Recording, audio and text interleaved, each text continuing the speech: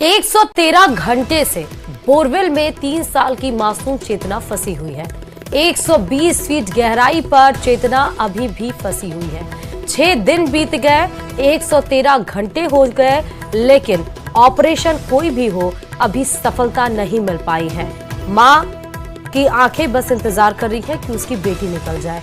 6 दिनों से ना चेतना बोरवेल में गिरी है, कुछ खाया पिया है, ना उसकी मां, जिस वजह से उसकी मां की तबीयत भी बिगड़ रही है। लेकिन उसके बाद भी परिवार ने किसी तरह अपने आप को मजबूत रखा हुआ है कि उनकी मासूम बच्ची जो पिछले 6 दिनों से उस 100 फीट बोरवेल में फंसी हुई है, उसे निकाल लिया जाए। ज्यादा जानकारी साथ ग्राउंड जीरो से संवाददाता हीरालाल अपडेट्स के साथ जुड़ चुके हैं। हीरालाल, 6 दिन 113 घंटे, अभी भी 120 फीट की दूरी नहीं तय कर पा रहा है कोई भी रेस्क्यू ऑपरेशन, क्या अपडेट्स? बिल्कुल, देखिए काफी सोचनीय विषय है कि तमाम पुलिस अधिकारी, तमाम एसडीआरएफ के अधिकारी, एनडीआरएफ के अधिकारी, तमाम जिला प्रशासन के जो अधिकारी हैं, लगातार 6 दिन से यहाँ डटे हुए हैं और उस मासूम बालिका को 113 घंटे उस बोरवेल में गिरे हुए हो गए, उसको अभी तक बाहर नहीं निकाला जा सका। ये एक पूरी कार्यशैली पे प्रश्न चिन्ह जरूर लगाता है। आखिर ऐसी कौन सी कमियां, ऐसी कौन सी तकनीकी कमियां आ रही हैं जिस वजह से बालिका को बाहर नहीं निकाला जा सका? क्योंकि चांद पे जाने की बात करते हैं, रोबोटिक सर्जरी की बात करते हैं, लेकिन उस 150 फीट गहरे गड्ढे में से बालिका को बाहर नहीं निकाला जा सका। तो कहीं ना कहीं प्रशासन की जो नाकामी है इस पूरे रेस्क्यू ऑपरेशन में साबित होता नजर आ रही है। फिलहाल यहाँ पे जो रेस्क्यू ऑपरेशन है वो लगातार जारी है। जो केसिंग पाइप डालने की जो कोशिश है, जो प्रक्रिया है, वो पिछले 20 घंटे से लगातार प्रशासन की ओर से की जा रही है। हालांकि बीच बीच में जो बारिश का दौर चला था वो कहीं ना कहीं रेस्क्यू ऑपरेशन में बाधक जरूर बना था, लेकिन इसके बावजूद जब बारिश थमती है उसके बाद फिर से रेस्क्यू ऑपरेशन शुरू हो जाता है और अभी भी रेस्क्यू ऑपरेशन जारी है। जो एसडीआरएफ और एनडीआरएफ के अधिकारी हैं वो उस रेस्क्यू ऑपरेशन को अंजाम देने में लगे हुए हैं। जी नहीं, मुझे ये बताइएगा कि ठीक है, आपने इतने सारे सवाल किए और वो सवाल लाजमी भी हैं कि 6 दिन 113 घंटे बीत गए, लेकिन उसके बाद भी कोई रेस्क्यू ऑपरेशन सफलतापूर्वक नहीं हो पाए। लेकिन दिक्कत कहाँ पे आ रही है हीरालाल?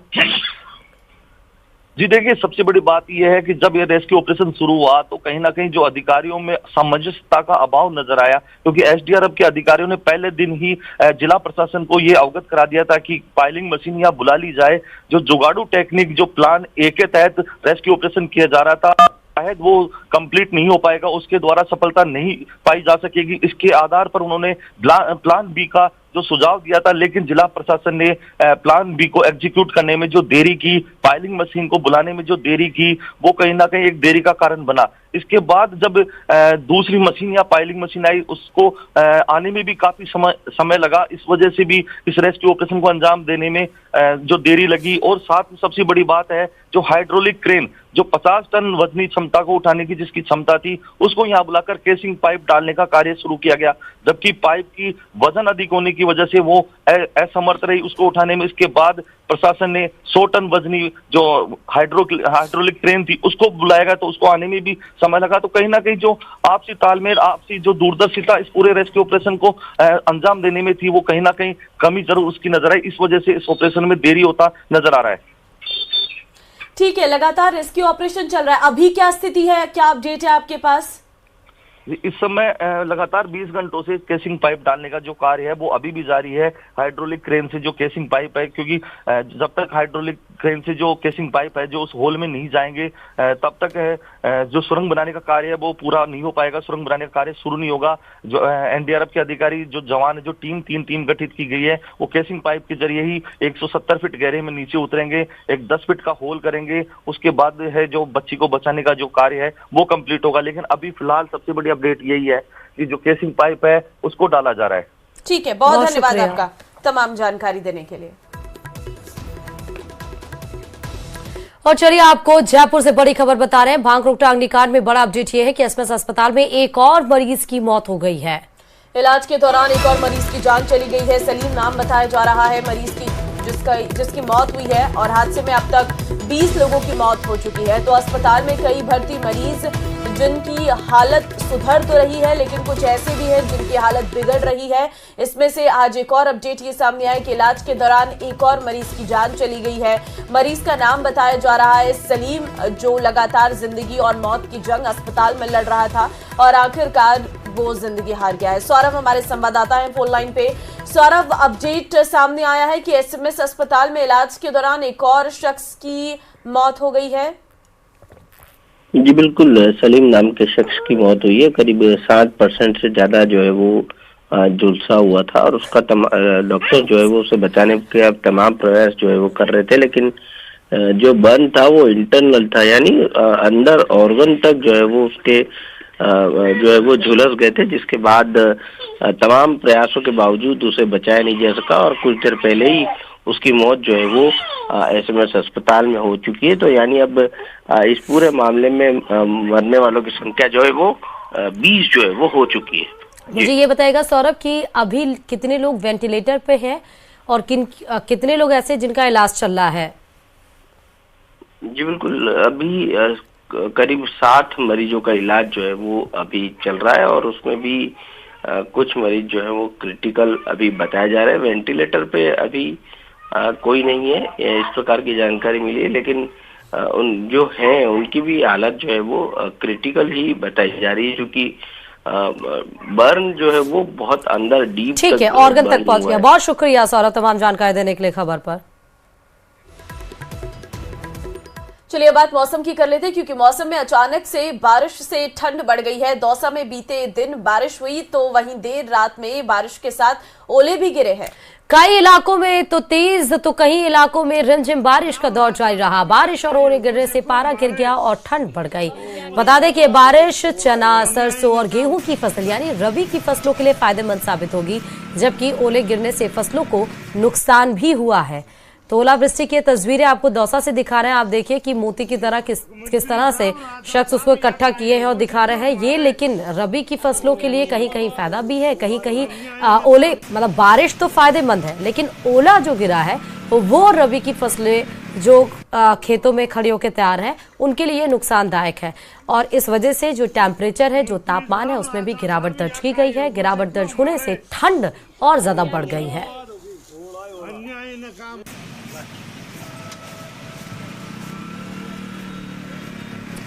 और ठंड बढ़ने की वजह से लोगों की दिनचर्या तो ऑब्वियसली इफेक्ट हो रही है। और जिस वजह से सड़कों पर आप देखिए कि गाड़ियों की रफ्तार भी धीमी हो चुकी है, क्योंकि लोग अब जिनको जरूरत है तभी घर से बाहर निकल रहे हैं और अलाव का सहारा भी ले रहे हैं लोग ठंड से बचने के लिए। प्रदेश में शीतलहर और कड़ाके की ठंड का दौर लगातार जारी है। ठिठुरन भरी सर्दी के बीच पारा लगातार जमाव बिंदु पर है और बरसात के बाद तापमान में गिरावट देखने को मिल रही है। एक तरफ बारिश तो कई जिलों में कोहरा भी कहर ढा रहा है। देखिए क्या स्थिति है।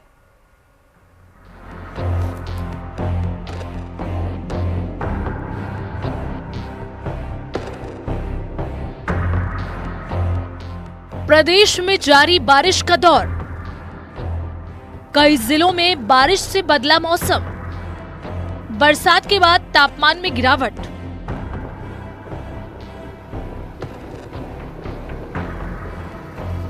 राजस्थान में शुक्रवार सुबह से ही कई जगहों पर बारिश हो रही है। प्रदेश में नया पश्चिमी विक्षोभ सक्रिय हुआ, जिसके असर से रात से ही प्रदेश के कई शहरों में मध्यम स्तर की बारिश हुई। प्रदेश में ओलावृष्टि की चेतावनी भी जारी की गई है। सीकर, अजमेर और उदयपुर में शुक्रवार सुबह बारिश हुई। वहीं बीती रात सीकर, अजमेर के अलावा जयपुर, पाली और जालौर में भी तेज बारिश हुई। अजमेर में सर्द हवाओं के साथ साथ तेज बारिश ने जनजीवन अस्त व्यस्त कर दिया। अजमेर में दिसंबर के अंत में एक बार फिर सर्दी ने अपने तेवर दिखाने शुरू कर दिए हैं। अजमेर में मावठ की बारिश ने भी परिवर्तन कर दिया है। मौसम में आए अलग अलग परिवर्तन के बाद आम जनता में भी अलर्ट के लिए निर्देश दिए गए हैं। लोहागल स्थित एक चाय की दुकान है, यहाँ पर आप देखेंगे किस तरह से सर्दी से बचाव जो तमाम लोग हैं वो कर रहे हैं और चारों तरफ जो है विजिबिलिटी जो है वो काफ़ी कम हो चली है। बहुत ज़्यादा सर्दी है, घर से बाहर नहीं निकल रहा आदमी और तप रहे, क्या करें। ये आ गई है यहाँ पे, तो सर्दी से बचाव के लिए कड़ाकेदार सर्दी पड़ रही है, बहुत ज़्यादा खतरनाक। जयपुर में भी देर रात हल्की बारिश हुई। मौसम में बदलाव के चलते ठिठुरन बढ़ रही है। पारा 4 से 5 डिग्री गिरने के आसार हैं। ये कल से बहुत जबरदस्त पड़ी सर्दी पड़ रही है। कल से सर्दी ज्यादा है। अच्छा, रात को बारिश भी हुई है। अच्छा, अब बारिश हुई है, अभी देखो कैसे बचाव कर रहे हैं सर्दी से? बचाओ तो अभी ये कपड़ा ओढ़ के रहो, टोपा लगा के। अच्छा, सर्दी का बचाव यही है। मौसम विभाग ने राजस्थान के ज्यादातर हिस्सों में बारिश और ओले गिरने की आशंका जताई है। मौसम विभाग ने 13 जिलों में ऑरेंज जबकि 17 जिलों में येलो अलर्ट जारी किया है। श्री गंगानगर समेत बीकानेर संभाग के आसमान में बादल छाए हैं। श्री गंगानगर सहित बीकानेर संभाग के लिए मौसम विभाग के द्वारा आज मेघ गर्जना के साथ हल्के से मध्यम दर्जे की बारिश का येलो अलर्ट जारी किया है। मौसम विभाग के द्वारा मेघ गर्जना के साथ हल्के से मध्यम दर्जे की बारिश का येलो अलर्ट जारी किए जाने का अच्छा खासा असर इस समय श्री गंगानगर जिले के आसमान में देखा जा सकता है। जिन जिलों में ओलावृष्टि को लेकर ऑरेंज अलर्ट जारी किया गया है उनमें अजमेर, अलवर, भरतपुर, भीलवाड़ा, बूंदी, जयपुर, झुंझुनू, करौली, कोटा, सवाई माधोपुर, सीकर, टोंक और चूरू शामिल है। उधर जैसलमेर में 5 दिन से लगातार कोहरा छाया है। ठंडी हवाओं के चलते ठिठुरन बढ़ गई है। कोहरे के चलते वाहन चालकों को खासी दिक्कतें पेश आ रही हैं। ठंड बढ़ने के साथ ही सैलानियों की संख्या में भी इजाफा देखा जा रहा है। राजसमंद और कोटा में भी ठंड का सितम देखने को मिल रहा है। राजसमंद में सीजन की पहली बारिश हुई।